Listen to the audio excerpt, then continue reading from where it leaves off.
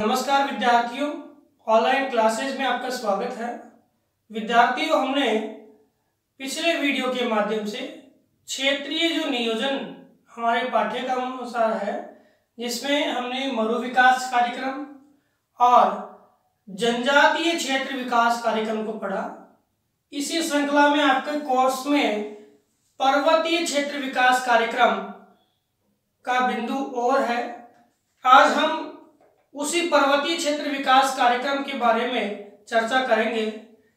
पर्वतीय क्षेत्र विकास कार्यक्रम क्या है, जानते हैं कि पर्वतीय क्षेत्र विकास कार्यक्रम क्या है। पर्वतीय जो क्षेत्र है वहां पर जो लोग रहते हैं, उन लोगों के विकास के लिए जो कार्यक्रम चलाया जा रहा है वो पर्वतीय क्षेत्र विकास कार्यक्रम है। अब आप बोलोगे साहब कौन से क्षेत्रों में ये कार्यक्रम चलाया जाए, तो ऐसे प्रदेश जो पर्वतीय क्षेत्र है, दुर्गम पहाड़ी प्रदेश है, जहां पर हम एवरेज ऊंचाई की बात करें, लगभग आपके 600 मीटर से ऊपर वाले जो प्रदेश है, 600 मीटर से ऊपर वाले जो प्रदेश है उनको हम इस श्रेणी में लेते हैं। 600 मीटर से ऊपर वाले जो प्रदेश है उनको हम इस श्रेणी में लेते हैं। पर्वतीय क्षेत्रों की हम बात करें तो भारत में 17% भाग, कितना परसेंट, 17% भाग क्षेत्रफल का वो किसके दौरान आता है, पर्वतीय क्षेत्र के दौरान। और भारत में कुल पर्वतीय क्षेत्र में आपकी लगभग 11% जनसंख्या निवास करती है। कितनी प्रतिशत, 11% जनसंख्या निवास करती है किसमें, पर्वतीय क्षेत्र में। यहां से प्रश्न आ जाए तो 17% तो क्षेत्र हो गया और 11% क्या है, जनसंख्या निवास करती है। अब पर्वतीय क्षेत्र विकास कार्यक्रम के दौरान पर्वतीय क्षेत्रों को विकास कार्यक्रम की दृष्टि से दो भागों में बांट दिया गया। एक भाग कौन सा, जहां पूरे राज्य में पर्वतीय क्षेत्र यानी पर्वतीय क्षेत्रों से राज्य बना हुआ है। एक भाग वो जिसमें पर्वतीय क्षेत्रों से राज्य बना हुआ है और एक भाग वो जिसमें राज्य के कुछ भाग में क्या है, पर्वतीय क्षेत्र है।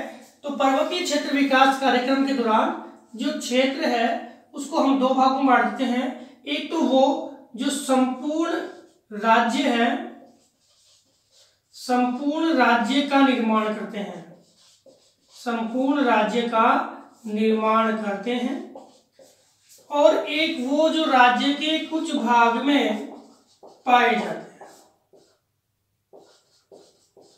राज्य के कुछ भाग में पाए जाते हैं। इन दो भागों को हमने क्या किया, डिवाइड किया। इसके दौरान देखें जो संपूर्ण राज्य का निर्माण करते हैं उनमें हम क्षेत्रों की बात करें तो एक बार मानचित्र के माध्यम से मैं थोड़ा सा बता देता हूं कि आपके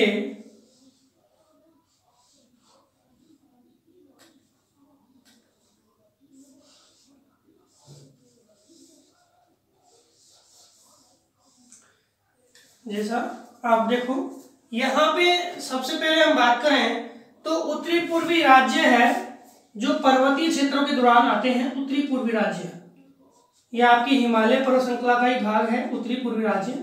इन उत्तरी पूर्वी राज्यों के अंतर्गत आपके संपूर्ण राज्य है जो लगभग आपके असम को छोड़ दो, इधर हम इसको मेघालय को छोड़ दो, इन भागों को छोड़ करके, क्योंकि ये तो है मैदानी भागों में है, कुछ पठारी भाग में, ये बाकी है आपके अरुणाचल प्रदेश है, नागालैंड है, मिजोरम है। इन भागों के अंतर्गत देखिए तो ये इसी रूपरेखा में आते हैं। सिक्किम है इसी रूपरेखा में आएगा। इसके अतिरिक्त हम जम्मू कश्मीर की बात करें, जम्मू कश्मीर है आपका, हिमाचल प्रदेश है, उत्तराखंड है। ये सारा भाग जो उत्तरी भाग है वो आपके इसी क्रम में आता है जहां संपूर्ण राज्य है वो पर्वतीय क्षेत्र के अंतर्गत आता है। इसके लिए आपकी केंद्र सरकार कौन बनाता है योजना, केंद्र सरकार, और संपूर्ण जो खर्च है वो कौन करता है, केंद्र सरकार करता है। किसके लिए, पर्वतीय क्षेत्र विकास कार्यक्रम के अंतर्गत। और यहाँ पर 1971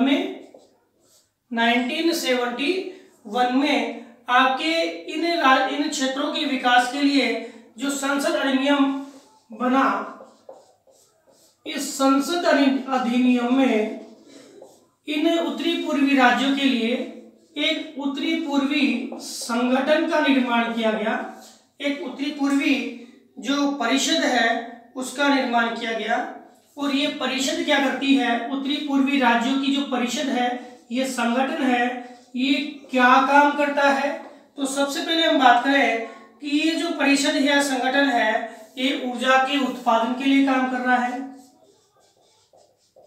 सड़कों के निर्माण के लिए काम कर रहा है, इसके अलावा ये पशुपालन के लिए काम कर रहा है, मत्स्य पालन के लिए काम कर रहा है, यानी कुल मिला के उन क्षेत्रों में उद्योगों के विकास के लिए काम कर रहा है। उन क्षेत्रों में जो लोग हैं उनको रोजगार प्राप्ति करवाने के लिए काम कर रहा है। कौन? आपका उत्तरी पूर्वी परिषद, जो संसद अधिनियम 1971 के दौरान बना। तो यहाँ से प्रश्न एक तो आपका यह बढ़ जाता है कि इनमें कौन कौन से राज्य, तो उत्तरी पूर्वी आ गए, आपके जे.एंड.के आ गया, आपके हिमाचल प्रदेश आ गया, उत्तराखंड। ये आपके प्रमुख क्या है, क्षेत्र है जहाँ पे कार्यक्रम चल रहा है। संसद अधिनियम का प्रश्न आपको ध्यान रखना 1971 में आया था, जिसके लिए पर्वतीय क्षेत्र विकास कार्यक्रम के लिए उत्तरी पूर्वी परिषद का निर्माण हुआ था। अब हम बात करते हैं कि वो भाग जहाँ पे कुछ भागों में क्या है, आपके पर्वतीय क्षेत्र है और बाकी भाग जो है वो पर्वतीय क्षेत्रों से अलग है। तो उन क्षेत्रों में हम बात करें तो इसी मैप के माध्यम से देख लेते हैं कि कौन से भाग है, जिसमें आपके सबसे मेन आ गया कार्बी एनालॉग पठार और असम का कछारी भूमि।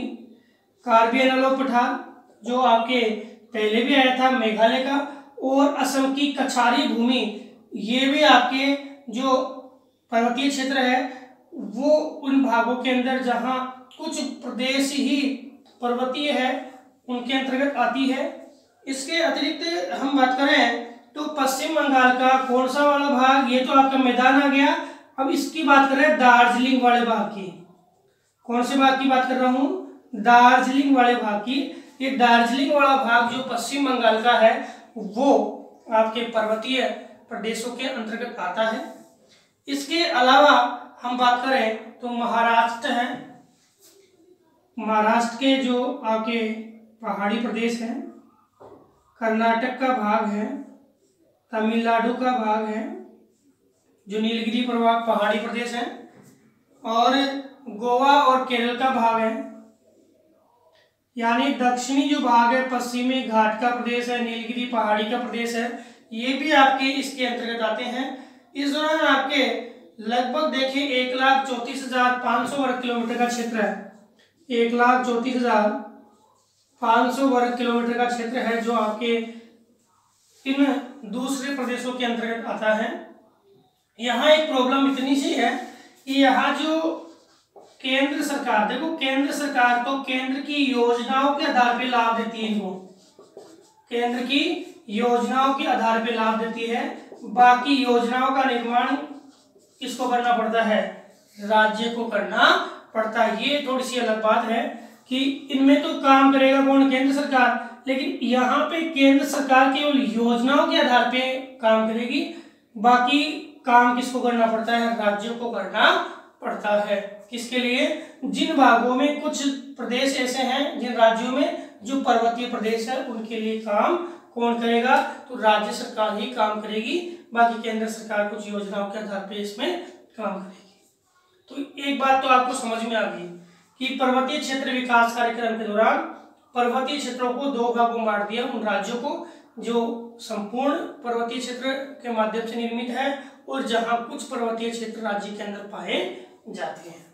पर्वतीय क्षेत्र विकास कार्यक्रम के अंतर्गत हम बात करें तो पर्वतीय क्षेत्र जो है उसके लिए योजनाओं के दौरान हम विकास कार्यक्रम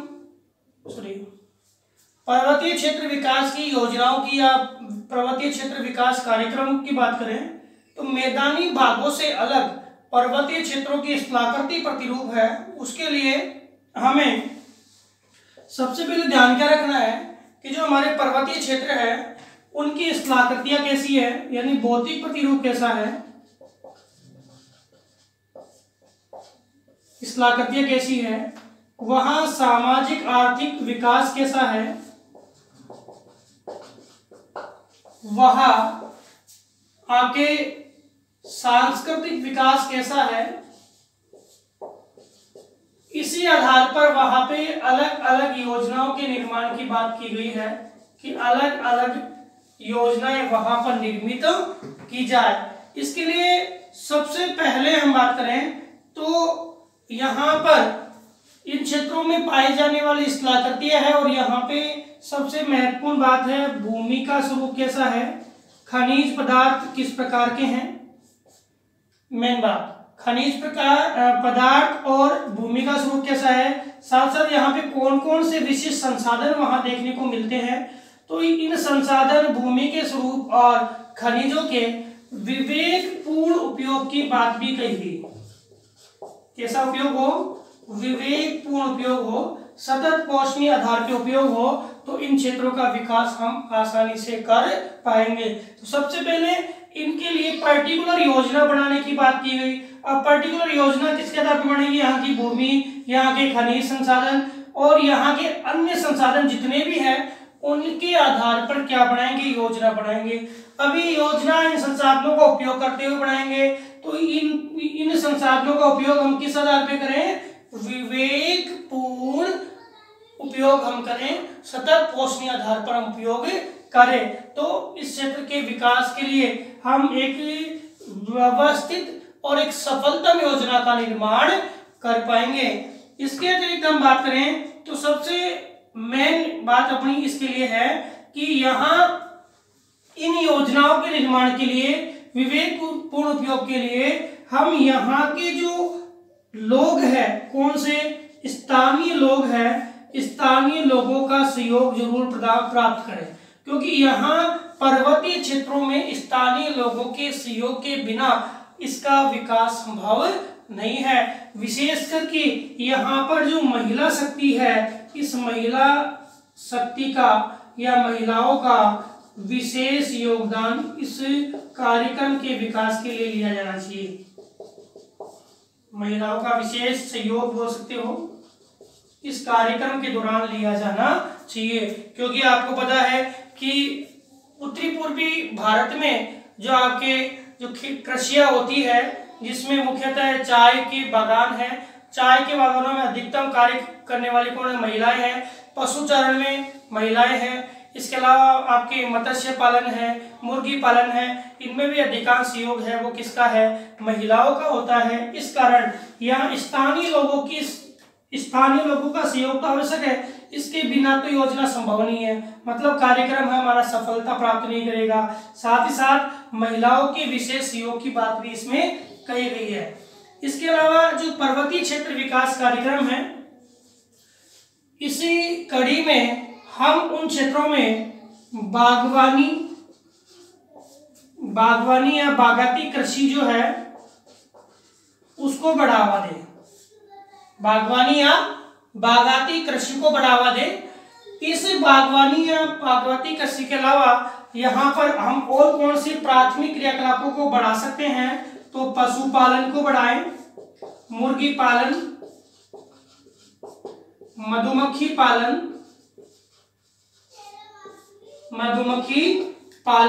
मुर्गी पालन, पशुपालन, बागाती कृषि, इन क्रियाओं के विकास के लिए हम आगे आए और योजना जो बनाए, इसमें स्थानीय लोगों की सहभागिता हो रही है और जरूरी भी है।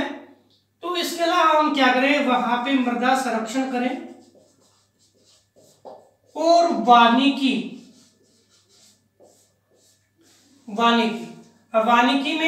मतलब वनों का विकास। वानिकी में एक तो है कृषि वानिकी, प्रश्न आ जाए तो ध्यान रखना। कृषि वानिकी का मतलब है फसलों के साथ साथ जो हमारी फसलें हैं उनके साथ साथ वृक्षों का रोपण करना, यह है वानिकी। इसके अलावा आपके आती है एक सामाजिक वानिकी। सामाजिक वानिकी का मतलब है कि बंजर पड़ी भूमि है या वेस्टलैंड है, उस भूमि पर समाज के लोगों द्वारा जो उपयोगी वृक्ष है या वृक्षों का रोपण है वो किया जाए और फसल का उत्पादन भी किया जाए, वो आपके क्या है, सामाजिक वानिकी है। अब इन वानिकी के दौरान हम देखें तो सहकारिता के माध्यम से और विशेष कार्यक्रम पैकेज के माध्यम से इन लोगों को इन योजनाओं के लिए, ये जितने भी कार्यक्रम है उनके लिए प्रोत्साहित करना, क्योंकि जनजातीय क्षेत्र है तो इनको प्रोत्साहित करने के लिए सहकारिता, लालच देना, लाभ के लिए बताना कि ये आपके लिए लाभदायक है। तो कार्यक्रम पैकेज और सहकारिता के आधार पर इनके विकास के लिए, इन कार्यक्रमों को लागू करने के लिए इन लोगों को जागरूक करना, प्रोत्साहन करना, जिसके कारण इन वन क्षेत्र या पर्वतीय क्षेत्र का विकास हो सके। इन पर्वतीय क्षेत्रों के विकास के लिए समझ में आ गया कि एक तो वहाँ के लिए अलग अलग योजनाएं बनाई जाए और दूसरी वहाँ जो व्याप्त जो कार्य है या रोजगार के अवसर है उनको बढ़ाया जाए और साथ ही साथ जो कुटीर उद्योग है उन कुटीर उद्योगों को भी क्या है, विकसित करने के लिए प्रयास किए जाए। किसके लिए? कुटीर उद्योग, जैसे गलीचा बनाने का उद्योग है वहाँ फेमस है, जैसे आपकी ऊन है, ऊन के वस्त्र बनाने का उद्योग है, ये आपके कुटीर उद्योग है। कोई शिल्पकारी की वस्तुएं बनाने का उद्योग है, ये बर्तन बनाने का उद्योग है। जो घरेलू कुटीर उद्योग है उनको बढ़ावा दिया जाना चाहिए। और इस कार्यक्रम के दौरान कौन कौन सी चीजों को प्रमुख माना गया, इसमें कृषि वानिकी के अतिरिक्त हम बात करें तो आपके बागाती कृषि में मुख्यतः हम उत्तरी पूर्वी भारत की बात करते हैं तो आपके चाय के बागान लगाए गए हैं। दक्षिणी भारत में आपके कर्नाटक जो है उन क्षेत्रों में कॉफी या कहवा के बागान लगाए गए हैं। इसके अलावा जो फल और उसमें आपके सेब है,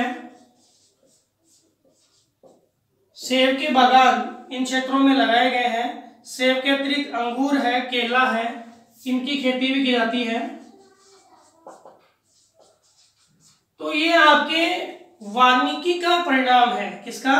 वानिकी का, सामाजिक वानिकी का और कृषि वानिकी का परिणाम है। इसके अलावा सबसे महत्वपूर्ण बात जो इम्पोर्टेंट है, इन क्षेत्रों में एक क्रिया होती है स्थानांतरित कृषि। कौन सी कृषि? ये इम्पोर्टेंट भी बात है कि जो स्थानांतरित कृषि होती है, इन स्थानांतरित कृषि उत्तरी पूर्वी भारत में बात करूं तो इनको बोलते हैं झूमिंग कृषि। स्थानांतरित कृषि को क्या बोलते हैं? असम वाले भाग में झूमिंग कृषि। अब झूमिंग कृषि को करने वाले जो कृषक होते हैं उनको बोलते हैं झूमिया कृषक। क्या बोलते हैं? झूमिया कृषक। अब बात ऐसी है कि झूमिया कृषक है, उनके पास आवास नहीं है, इसलिए ये स्थानांतरण करते हैं। अब इन झूमिया कृषकों को क्या दिया जाए? स्थायी आवास दिया जाए, स्थायी आवास दिया जाए। और स्थानांतरित कृषि को हम क्या है, स्थायी कृषि में कन्वर्ट करें। स्थायी कृषि में क्या करें? कन्वर्ट करें, जिससे क्या होगा कि जो झूमिया कृषक है ये एक जगह स्थायी रूप से कृषि करेंगे तो यह अधिक उत्पादन की प्राप्ति के लिए प्रयास करेंगे और इनका भी क्या होगा? विकास होगा।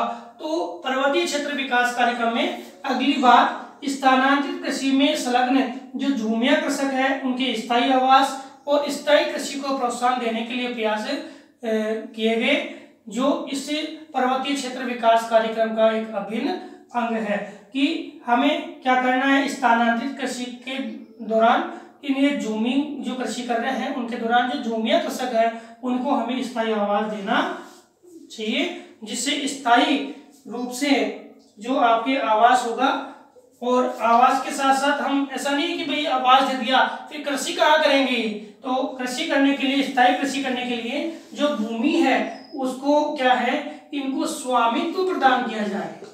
इस भूमि पे क्या दिया जाए, उन झूमिया कृषकों को क्या दिया जाए, स्वामित्व प्रदान किया जाए। किसका, कृषि भूमि का।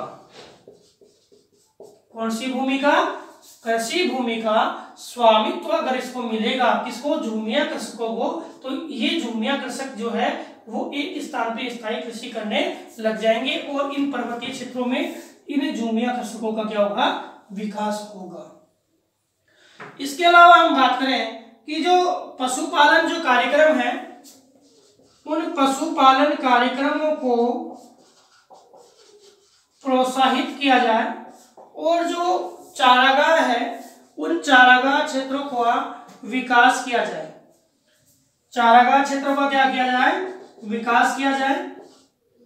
और साथ ही जो वैज्ञानिक तकनीकी है, उन वैज्ञानिक तकनीकियों के आधार पर, तकनीकी के आधार पर जो फसलें हैं, जो पशु है, इन पशुओं के विकास के लिए वैज्ञानिक तकनीकी आधार पर फसल सुधार, स्वास्थ्य और प्रजनन आदि का ध्यान रखा जाए तथा इसमें जो उत्पादन है उसके बढ़ाने पे जोर भी दिया जाए और चारागाह क्षेत्र है वो विकसित किए जाए।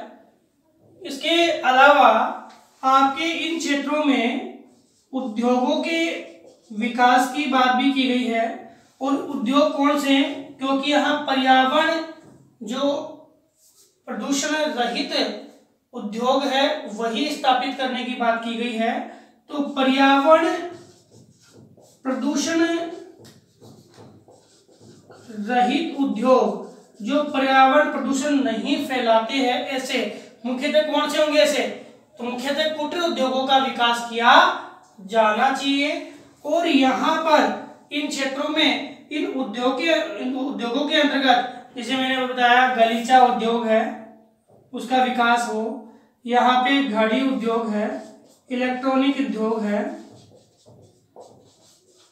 इनका क्या हो, विकास हो। साथ ही साथ औषध निर्माण या औषधि यहाँ पे सर्वाधिक मिलती है इन पर्वतीय भागों में, तो औषध निर्माण उद्योग है उसका क्या हो, विकास हो।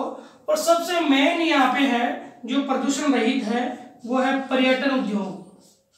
पर्यटन उद्योग को यहाँ पे क्या दिया जाए, बढ़ावा दिया जाए। पर्यटन उद्योग को क्या दिया जाए, बढ़ावा दिया जाए। किसमें, आपके इन पर्वतीय क्षेत्र विकास कार्यक्रमों के अंतर्गत। इसके अलावा हम बात करें तो इन क्षेत्रों में जैव विविधता एक मुख्य विशेषता है, क्योंकि इन प्रदेशों में जैव विविधता का सर्वाधिक प्रतिरूप देखने को मिलता है। तो यहाँ पे हम जो भी कार्यक्रम स्थापित कर रहे हैं उन कार्यक्रमों को जैव विविधता को बनाए रखने के आधार पर निर्मित किया जाए। यानी ऐसे कार्यक्रम हम लागू करें जो जैव विविधता को बनाए रखें और फिर विकास को आगे से आगे बढ़ाएं। हमारे हिमालय जो क्षेत्र है, हिमालय प्रदेश में सर्वाधिक जैव विविधता आपको देखने को मिलेगी हिमालय प्रदेश में। और यहाँ पे जैव विविधता के दौरान आपके वनस्पति और जीवों दोनों की अनेक प्रजातियां देखने को मिलेगी।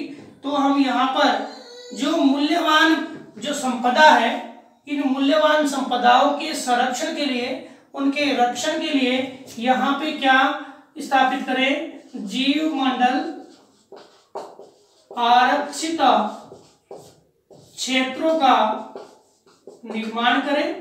किसका निर्माण करें, जीव मंडल आरक्षित क्षेत्रों का निर्माण करें। और राष्ट्रीय आधार पर इन क्षेत्रों के विकास के लिए, राष्ट्रीय आधार पर इन क्षेत्रों के विकास के लिए, इनके जीन केंद्रों के विकास के लिए योजनाओं का निर्माण भी करें, क्योंकि यही जैव विविधता वाले जो क्षेत्र है, इन्हीं वनस्पति क्षेत्रों से हम विशेष प्रकार की औषधियां प्राप्त करते हैं और अपने विकास को आगे बढ़ाते हैं। तो जैव विविधता क्षेत्रों का विकास भी किया जाए और इनके साथ साथ ही प्रकृति सम्मुख होकर के प्रकृति के अनुसार हम अपना विकास करें। ये पर्वतीय क्षेत्र विकास कार्यक्रम का अगला बिंदु था। इसके अलावा हम इसके अतिरिक्त क्या करें कि हमारे जितने भी क्षेत्र हैं पर्वतीय क्षेत्र विकास कार्यक्रम में, चाहे वो मृदा है, चाहे वो खनिज है, चाहे वो वन है, मृदा है, खनिज है, चाहे वन है या जलीय स्रोत है, इन्हें और जलीय स्रोत और इतना ही नहीं, यहाँ पे जो प्राणी जात है, इन सब के संदर्भ में सुदूर संवेदन तकनीक या दूर संवेदन तकनीक या के माध्यम से छायाचित्रों के माध्यम से हम उनका अभिलेखन करें कि कौन से वास्तविक क्षेत्र है और उन वास्तविक क्षेत्रों का हम अल्पकालिक और दीर्घकालिक योजनाओं के माध्यम से अल्पकालीन व दीर्घकालीन योजनाओं के माध्यम से नियोजन करें। जो हमारे पास मान लो कि मृदा क्षेत्र है, खनिज है, वन है, जलीय क्षेत्र है और प्राणी जात है, इनका हम दूर संवेदन तकनीकी के माध्यम से वास्तविक मूल्यांकन करें और इनके संदर्भ में हम छाया जो दूर संवेदन तकनीक है उनके छाया चित्र के माध्यम से अल्पकालीन और दीर्घकालीन योजनाओं के माध्यम से क्या करें, विकास करें और पर्यावरण की सुरक्षा के लिए मुख्य योजनाओं का निर्माण करें। साथ ही साथ इन क्षेत्रों में जो लोग रहते हैं उनकी सहभागिता के आधार पर अपने विकास को आगे बढ़ाएं, जिससे इन लोगों में जागरूकता फैले और ये लोग हैं इन कार्यक्रमों को आगे बढ़ाने और अपने विकास को आगे बढ़ाने के लिए स्वयं आगे आकर के और इनके विकास के लिए कार्य करें, जिससे क्या होगा, इन क्षेत्रों का विकास बहुत ही आसान हो जाएगा। तो विद्यार्थियों, पर्वतीय क्षेत्र विकास कार्यक्रम में पर्वतों के भागों के विकास के लिए बात है। पर्वतों में अपार संपदाएं हैं, अपार खनिज संपदाएं हैं, अपार वनस्पतियां हैं और औषधियां हैं। ये सभी जो संपदाएं हैं वो मनुष्य के लिए, और मनुष्य का सही ढंग से उपयोग करे तो स्वयं का विकास कर पाएगा। इसीलिए यहाँ पर पर्वतीय क्षेत्र विकास कार्यक्रमों के माध्यम से यहाँ रहने वाले जो लोग हैं, जो 11% जनसंख्या है हमारे भारत की, उस 11% जनसंख्या के विकास के लिए योजनाएं बनाने के लिए केंद्र सरकार और उन क्षेत्रों की राज्य सरकारें क्या कर रही है, प्रयास कर रही है। तो विद्यार्थियों, आज हमने इन क्षेत्रीय नियोजन के भागों को पढ़ा और इसके साथ ही हमारा जो ये पाठ्यक्रम का ये जो पाठ है या लेसन है वो पूरा हो गया है। अगले वीडियो के माध्यम से हम अगले लेसन, जिसमें भारत की प्रमुख गरीबी उन्मूलन की योजनाएं हैं, उसका अध्ययन करेंगे। धन्यवाद।